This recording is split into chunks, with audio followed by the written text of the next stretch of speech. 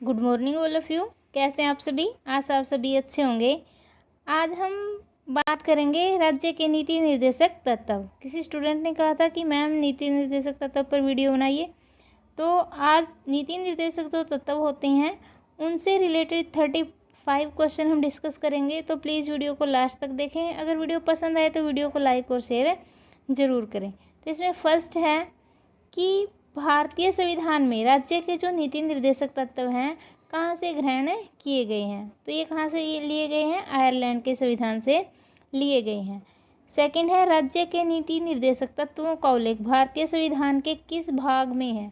Important question है ये सभी। और कोई भी एग्ज़ाम होता है कॉम्पिटिटिव एग्ज़ाम, तो उसमें भारतीय संविधान या पॉलिटी का जो सेशन होता है नीति निर्देशक तत्वों से भी क्वेश्चन पूछ लिया जाता है। तो भाग 4 में इसका वर्णन है।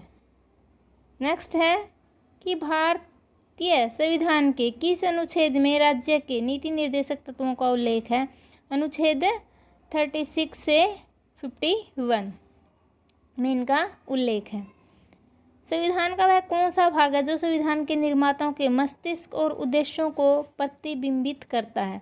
तो ये कौन सा भाग है? ये राज्य के नीति निर्देशक तत्व ही हैं जो संविधान निर्माताओं के मस्तिष्क और उद्देश्यों को प्रतिबिंबित करते हैं। नेक्स्ट है कि भारतीय संविधान में राज्य के नीति निर्देशक सिद्धांतों को शामिल करने के पीछे उद्देश्य क्या था, कि क्यों इनको शामिल किया गया है? क्या उद्देश्य था? कल्याणकारी राज्य की स्थापना करना।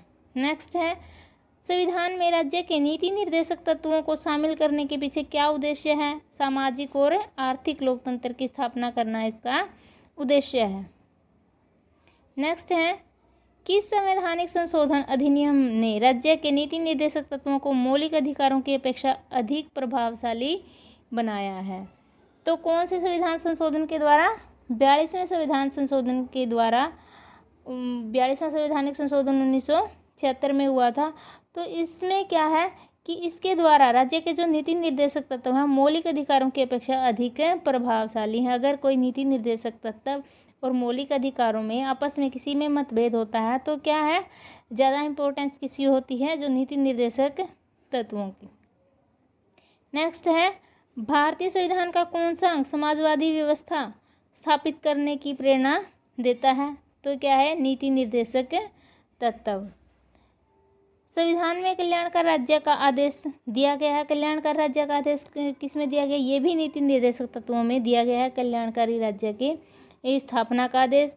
जो नीति निर्देशक तत्व होते हैं ये क्या होते हैं कि राज्य सरकारों को निर्देश दिए गए हैं ये कि जब भी वो किसी भी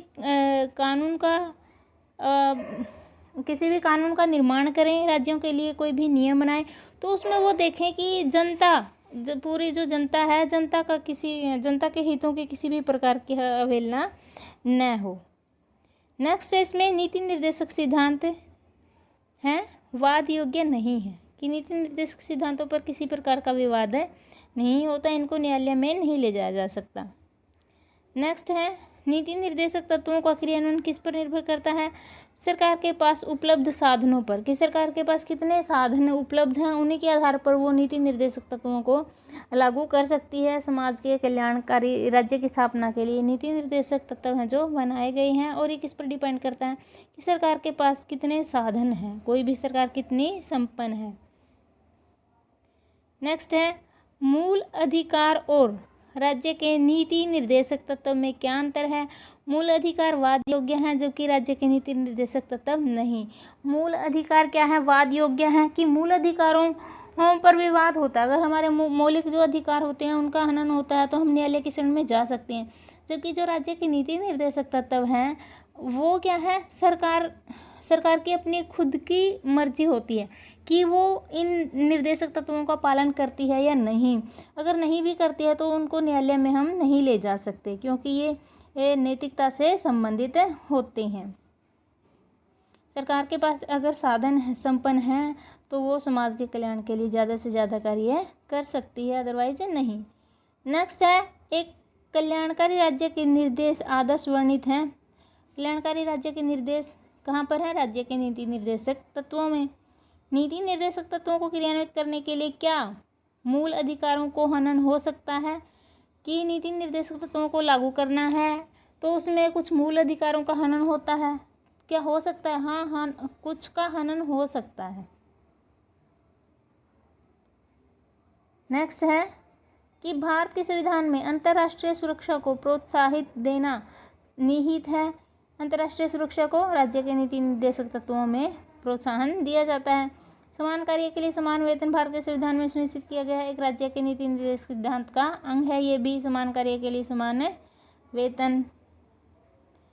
भारतीय संविधान में राज्य के नीति निर्देशक सिद्धांत को किस मुख्य कारण से सम्मिलित किया गया था? कल्याणकारी राज्य की स्थापना करने के लिए इनको सम्मिलित किया गया है। मूलभूत संविधान में कौन से भाग में राज्य लोक कल्याण की संकल्पना सम्मिलित है? तो कौन से में? नीति निर्देशक तत्वों में ही। संविधान का कौन सा अंश भारत के नागरिकों को आर्थिक न्याय प्रदान करने का संकेत कर देता है? तो ये भी राज्य के नीति निर्देशक तत्व देते हैं। राज्य के नीति निर्देशक तत्व में क्या शामिल है जो मूल अधिकारों में नहीं है? तो ये क्या है? कुटीर उद्योगों को प्रोत्साहन देना, ये हमारे मूल अधिकारों में नहीं लेकिन निर्देशक तत्वों में है कि सभी राज्यों को निर्देश दिया जाता है कि जो कुटीर उद्योग हैं, हमारे लघु उद्योग हैं, उनको क्या है? प्रोत्साहित करे कौन? सरकार। किसी नीति निर्देशक सिद्धांत को प्राय समाजवादी माना जाता है। ग्राम पंचायतों की जो स्थापना है आर्टिकल 40 में है, ये नीति निर्देशक सिद्धांतों के अंतर्गत कि एक राज्य है अपने यहाँ ग्राम पंचायतों की स्थापना करे, समाजवादी माना जाता है इसको। किन निर्देशक सिद्धांतों में वह सिद्धांत कौन सा है जिसे गांधीवादी सिद्धांत कहा जाता है? तो ये क्या है? सब शासन के प्रभावी एकलों के रूप में ग्राम पंचायतों का जो गठन है वो क्या है? गांधीवादी सिद्धांत कहा जाता है क्योंकि ये गांधी की इच्छा थी। नीति निर्देशक तत्व का महत्व किसके लिए है? नीति निर्देशक तत्वों का महत्व किसके लिए? राज्य के लिए है।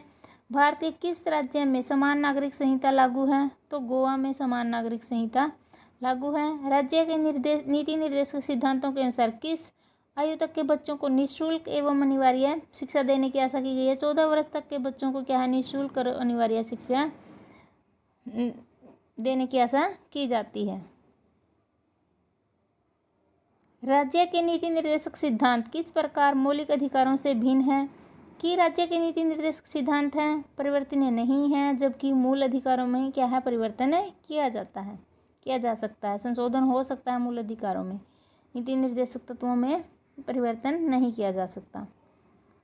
भारतीय संविधान के कौन से संशोधन अधिनियम द्वारा टकराव की दिशा में राज्य की नीति निर्देशक तत्वों को मूल अधिकारों पर वरीयता दी गई है? तो ये 42वां जो संवैधानिक संशोधन है, इसमें मूल अधिकारों पर वरीयता दी गई है नीति निर्देशक सिद्धांतों को। नेक्स्ट है, भारतीय संविधान के अंतर्गत कल्याणकारी राज्य की अवधारणा किस अनुच्छेद में वर्णित है? अनुच्छेद 38 में कल्याणकारी राज्य की स्थापना की अवधारणा है। समान न्याय एवं निःशुल्क विधि सहायता का प्रावधान संविधान के किस अनुच्छेद में है? तो ये 39A में है।